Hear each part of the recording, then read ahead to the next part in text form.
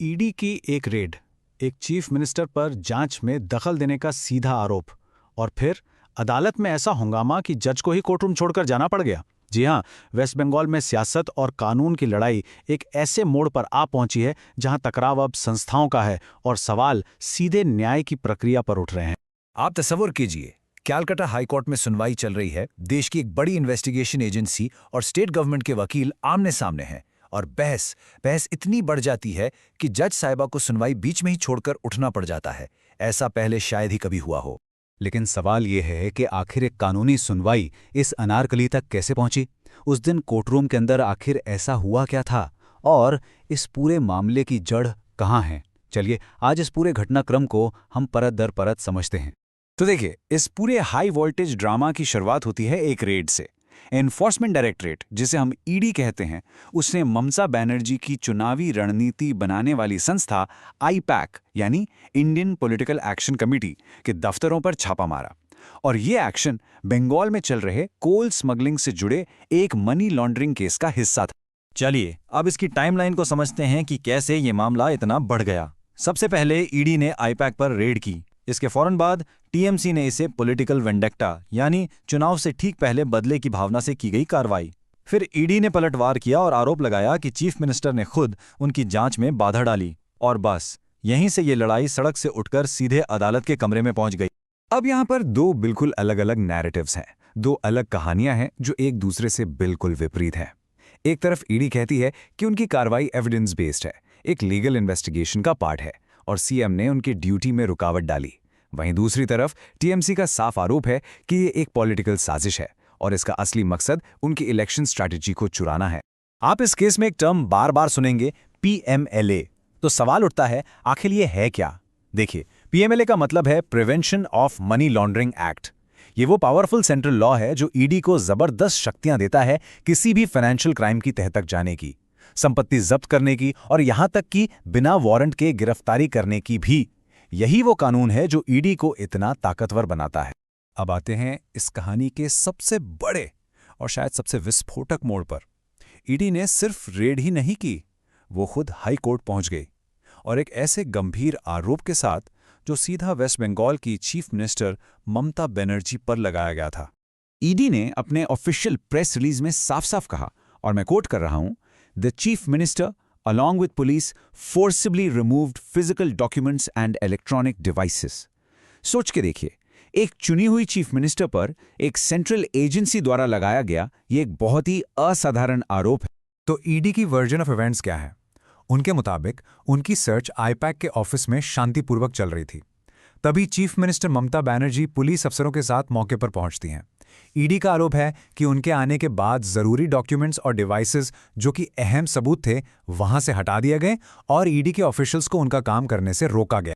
अब इसका जवाब भी आया। चीफ मिनिस्टर ममता बनर्जी ने इन आरोपों को बेहद दुर्भाग्यपूर्ण बताया और उन्होंने एक काउंटर क्वेश्चन पूछा। उन्होंने कहा, क्या ईडी का काम किसी पॉलिटिकल पार्टी के अंदरूनी मामलों और उनके इलेक्शन प्लान्स की जासूसी करना है?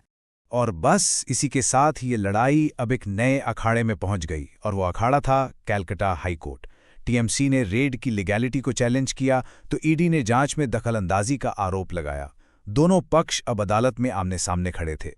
तो देखिए, कोर्ट में जस्टिस सुभ्रा घोष के सामने दो पिटिशंस थीं।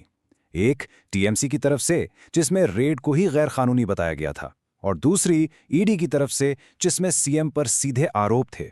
जज ने फैसला किया कि क्योंकि दोनों मामले एक ही घटना से जुड़े हैं तो इनकी सुनवाई एक साथ ही की जाएगी।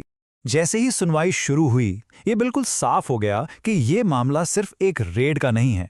नहीं, ये मामला था अधिकार क्षेत्र का, पावर बैलेंस का और संवैधानिक सीमाओं का। और जैसी जैसी दलीलें तेज होती गईं, कोर्टरूम का माहौल भी गर्म होता चला गया। टीएमसी के वकील का कोर आर्गुमेंट क्या था? उन्होंने कहा, माय लॉर्ड, ये पीएमएलए का मामला है ही नहीं, ये पूरी तरह से पॉलिटिकली मोटिवेटेड है। यही उनकी दलील का मूल आधार था। इसके जवाब में ईडी के वकील ने और भी तीखा हमला किया। उन्होंने कोर्ट में कहा, वो अपने एडमिनिस्ट्रेटिव पोस्ट का गलत इस्तेमाल कर रही हैं और एक लॉ एनफोर्समेंट एजेंसी को अपनी ड्यूटी करने से रोक रही हैं। और यहाँ ईडी के वकील ने एक स्ट्रैटेजी अपनाई।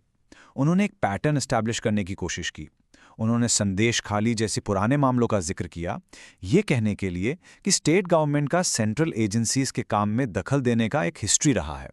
लेकिन इसी मोड़ पर जज को बीच बचाव करना पड़ा। जस्टिस घोष ने साफ निर्देश दिया, प्लीज अपनी दलीलों को इस करंट मामले तक ही रखें, पुराने मामलों पर बहस ना करें। ये कोर्ट रूम का माहौल कंट्रोल में रखने की एक साफ कोशिश थी। अभी ये सब चल ही रहा था कि कोर्ट में एक और अनएक्सपेक्टेड ट्विस्ट आया। वकीलों का एक संगठन, एक यूनियन इस मामले में इंटरवीन करने की कोशिश करता है। उनकी दलील थी कि ये सिर्फ 2 पार्टीज का मामला नहीं है, बल्कि इसमें ब्रॉडर पब्लिक इंटरेस्ट जुड़ा हुआ है, क्योंकि चीफ मिनिस्टर एक संवैधानिक पद पर हैं। एक बार जज ने उनसे सीधा सवाल किया कि अगर उन्हें पब्लिक इंटरेस्ट की इतनी ही चिंता है तो वो एक PIL यानी पब्लिक इंटरेस्ट लिटिगेशन क्यों नहीं फाइल करते। जज ने बिल्कुल साफ कर दिया कि वो इस केस में इस तरह के बाहरी इंटरवेंशन की इजाजत नहीं देंगी। एक बार फिर उन्होंने कोर्ट की कार्रवाई पर अपना कंट्रोल बनाए रखा।